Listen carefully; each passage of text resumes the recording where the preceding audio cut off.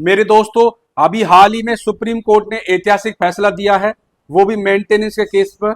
पत्नी को 2 करोड़ रुपए एलिमनी देने का प्रावधान किया कि पति अपनी पत्नी को 2 करोड़ रुपए एज ए एलिमनी दे। जी हाँ, तो पहले इस केस के फैक्ट समझ लेते हैं। मेंटेनेंस के केस पर यह अहम फैसला है। जी हाँ, तो बने रहे हमारे साथ इस वीडियो में। मैं हूं Virendra Chauhan from Shaurya solution house. Judgment का नाम है किरण जोत मैनी वर्सेस अनीस प्रमोद पटेल। केस के फैक्ट समझते हैं। 2015 के अंदर इनकी शादी होती है। शादी के कुछ दिनों के बाद इनके आपस में लड़ाई झगड़े हो जाते हैं, डिस्प्यूट मैटर क्रिएट हो जाता है, कॉन्फ्लिक्ट स्टार्ट हो जाता है। फिर पत्नी ने भैया, जैसे कि नॉर्मल केस में होता है, IPC section 498A and domestic violence में केस फाइल कर दिया, और 323, 504 ये भी सेक्शन इंक्लूड थे इसमें। इसके कुछ दिनों के बाद ट्रायल कोर्ट डोमेस्टिक वायलेंस में पत्नी के फेवर में कुछ मेंटेनेंस ऑर्डर कर देता है, लेकिन पति मेंटेनेंस अपनी पत्नी को देता नहीं है। पति अपनी पत्नी को मेंटेनेंस नहीं देता है ऑर्डर होने के बाद।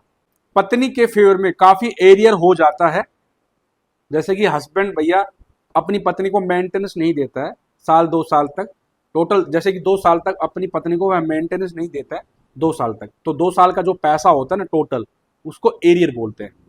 ठीक है, इसके लिए फिर पैसे की रिकवरी के लिए भैया वह जाती है दिल्ली हाई कोर्ट। अब दिल्ली हाई कोर्ट को वह अपनी पिटीशन के अंदर मेंशन करती है कि जो मेरा हस्बैंड है मुझे मेंटेनेंस नहीं दे रहा है, इतना एरियर अमाउंट बचा हुआ है, लेफ्ट है। ठीक है, आप मेरे हस्बैंड के जो भी अकाउंट है प्रॉपर्टी उसको अटैच कर ले। लेकिन दिल्ली हाई कोर्ट पति की प्रॉपर्टी को अटैच करने से मना कर देता है। पति को यह डायरेक्शन देता है दिल्ली हाई कोर्ट कि भैया जो भी आपका एरियर बकाया है पत्नी को देने के लिए, आप एरियर का टोटल 20% ऑफ कंपनसेशन आप अपनी पत्नी को दे।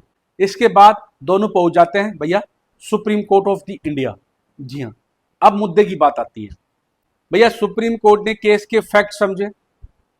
ठीक है, लिटिगेशन में जो भी चीजें चल रही थी वो उनको एनालिसिस किया, ऑब्जर्व किया, स्टडी की। ठीक है, तो सुप्रीम कोर्ट ने कहा भैया इनकी 2015 में शादी हो गई। शादी के कुछ दिनों के बाद इनका डिस्प्यूट मैटर स्टार्ट हो गया और पत्नी ने केस फाइल कर दिया। सुप्रीम कोर्ट ने इनकी शादी को खत्म कर दिया, तलाक दे दिया दोनों को। सुप्रीम कोर्ट ने बोला कि शादी को 9 साल हो गए हैं, अब तुम्हारा घर नहीं बच सकता। ठीक है, हर चीज का टाइम लिमिट होता है। अब आपकी शादी में कोई ऐसी संभावना नहीं है कि वो बच जाए, आप पति पत्नी साथ रह ले। जी हाँ, सुप्रीम कोर्ट ने इर्रेट्रीवेबल ब्रेकडाउन के बेस पर मैरिज डिसोल्व कर दी उनकी। जी हाँ, यह सुप्रीम कोर्ट के पास पावर होती है, आर्टिकल 142 को यूज करते हुए वह कोई भी निर्णय ले सकता है। ठीक है, तो अब मेंटेनेंस की बात तो खत्म हो गई, समझ रहे हो कि भैया मेंटेनेंस ऑर्डर हुआ था पति के अगेंस्ट, पति ने मेंटेनेंस दिया नहीं था, तो सुप्रीम कोर्ट में पिटीशन आई, तो सुप्रीम कोर्ट ने पहले भैया इनका तलाक कर दिया कि भैया तुम अपने रास्ते और ये अपने रास्ते। इसके बाद मेंटेनेंस डिसाइड नहीं कर सीधा एलिमनी डिसाइड कर दिया। जब हस्बैंड वाइफ का तलाक होता है तो अगर पत्नी अर्निंग नहीं है, अगर कम कमाती है, तो पति का फर्ज बनता है, ड्यूटी बनती है कि वह अपनी पत्नी को as a alimony, as a fix amount अपनी पत्नी को दे। तो वह कोर्ट डिसाइड करता है। अगर म्यूचुअली अंडरस्टैंडिंग कर रहे हैं तो दूसरी बात है, लेकिन कंटेस्टेड डिवोर्स की बात हो रही है या कोर्ट में मैटर चल रहा है तो कोर्ट डिसाइड कर देता है कि भैया आप अपनी पत्नी को कितना एलिमनी देंगे।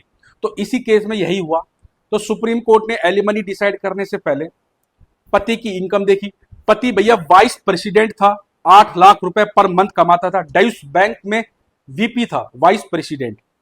ठीक है, उसकी सालाना इनकम 1 करोड़ के समथिंग थी, 96 लाख। ठीक है, पत्नी भैया पत्नी भी कम नहीं थी, वो 1,39,000 पर मंथ कमा रही थी, लेकिन पत्नी ने अपनी पिटीशन के अंदर 5 से 7 करोड़ एज ए एलिमनी की डिमांड की थी। कितना? 5 से 7 करोड़। तो सुप्रीम कोर्ट ने पति और पत्नी दोनों के एसेट्स, लायबिलिटी, इनकम, एसेट्स देखे, एनालिसिस किए, हस्बैंड की ऑब्लिगेशन, ड्यूटी, रेस्पॉन्सिबिलिटीज, लायबिलिटीज देखी, पति के ऊपर कितने डिपेंडेंट मेंबर है उनकी फैमिली में, तो सारी चीजें एनालिसिस होती है। और लिटिगेशन कॉस्ट भी डिसाइड होती है कि भैया नॉन वर्किंग जो पत्नी है उसका कितना पैसा खर्च हुआ लिटिगेशन के अंदर, ये भी चीजें देखी जाती है। Financial condition, social status, living of the standard, ये सारी चीजें 8 से 10 पॉइंट ऑब्जर्व किए जाते हैं। रजनीश वर्सेस नेहा का जजमेंट था, सुप्रीम कोर्ट ने दिया था, और उसी जजमेंट को ध्यान में रखते हुए सुप्रीम कोर्ट ने एलिमनी डिसाइड कर दी। ठीक है, तो सुप्रीम कोर्ट ने बोला कि भैया हम 5 से 7 करोड़ आपको नहीं देंगे, हम आपको 2 करोड़ एज ए एलिमनी, हम आपको एज ए रिवॉर्ड ऑफर करते हैं। जी हां, तो सुप्रीम कोर्ट ने उस पत्नी को 2 करोड़ रुपए, जी हां 2 करोड़ रुपए एज ए एलिमनी दे दी। जी हां दोस्तों, अब आप समझ गए होंगे हस्बैंड को अपनी वाइफ को 2 करोड़ एज ए एलिमनी क्यों देना पड़ा। क्योंकि कोर्ट दोनों पार्टी की assets, liabilities, obligation, financial condition, social status देखता है, लिविंग ऑफ द स्टैंडर्ड देखता है। पत्नी शादी से पहले जॉब करती थी या नहीं करती थी, अगर करती थी तो शादी के बाद जॉब कर रही है नहीं कर रही है, उसने अपनी परिवार की रेस्पॉन्सिबिलिटीज कैसे संभाली है, ये सारी चीजें ऑब्जर्व की जाती है, स्टडी की जाती है। इसके बाद मेंटेनेंस और एलिमनी दोनों डिसाइड किया जाता है। इंटीरियम मेंटेनेंस तो थोड़ा जल्दी ऑर्डर कर दिया जाता है, लेकिन जो परमानेंट मेंटेनेंस होता है और एलिमनी होता है उसको डिसाइड करने से पहले इन चीजों पर ऑब्जर्व किया जाता है, गहन चिंतन किया जाता है।